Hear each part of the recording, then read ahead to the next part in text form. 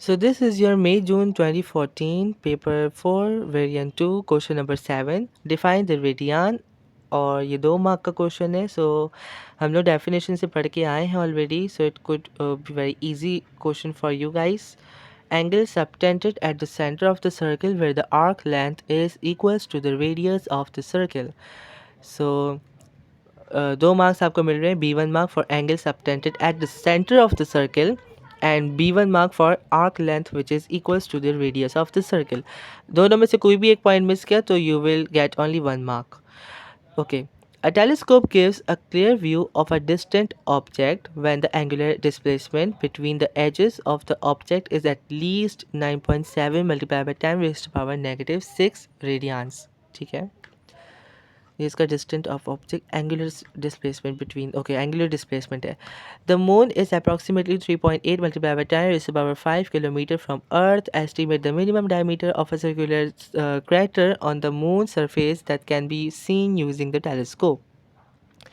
सबसे पहले तो हमें ये जानने की ज़रूरत है कि 3.8 multiply by 10 raise to power 5 kilometre को मीटर में कन्वर्ट करना है या नहीं. So can you just see the answer. Diameter is equals to kilometre. Answer में किलोमीटर दिया हुआ है, इसका मतलब कि हमें यूनिट को कन्वर्ट करने की ज़रूरत ही नहीं है. सो ये बहुत इंपॉर्टेंट बात है. बच्चा अक्सर कन्वर्ट कर लेता है और आंसर गलत लिख के आता है. बेटा इसकी वजह से आपके मार्क्स रिड्यूस हो सकते हैं. सो इक्वेशन तो आप सबको पता है यहाँ पर कौन सी अप्लाई होगी. That is R S is equals to R theta. ठीक है. आर आपको दिया हुआ है 3.8 multiply by 10 raise to power 5. Theta आपको दिया हुआ है 9.7 multiplied by 10 raised to power negative 6 in radians, and plug in the values. So from the calculator I'm getting the value 3.7 3.69. That's 3.7 kilometre, क्योंकि 3.69 को हम कन्वर्ट करेंगे इनटू 2 सिग्निफिकेंट फिगर्स, क्योंकि हमें क्वेश्चन में 2 सिग्निफिकेंट फिगर्स दी हुई हैं तो हमें आंसर भी 2 सिग्निफिकेंट में देना है. So 3.7 kilometre is my answer. So you are getting C1 mark for equation. तो देखो सिर्फ इक्वेशन लिखने के तुम लोगों को 1 मार्क मिल रहा है, तो वो क्यों गवा बिला वजह. And A1 mark answer mark for your final answer.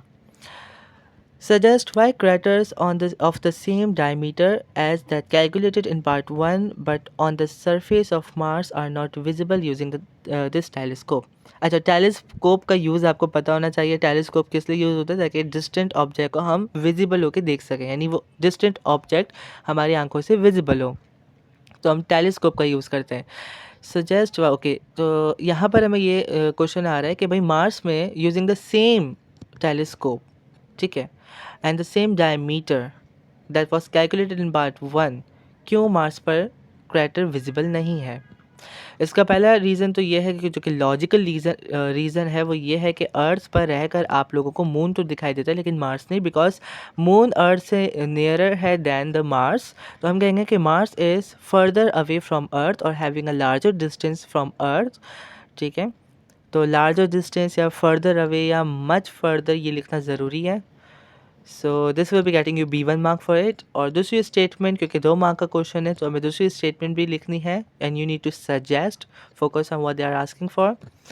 दूसरी स्टेटमेंट हमें ये लिखनी है कि क्योंकि अगर आप देखो फॉर सपोज एक लॉजिकली खुद सोचो कि अगर टेलीस्कोप यूज़ कर रहे हो तो टेलीस्कोप, क्योंकि मून हमारे पास बहुत नज़दीक है, तो हमारा जो एंगल है वो थोड़ा लार्जर है.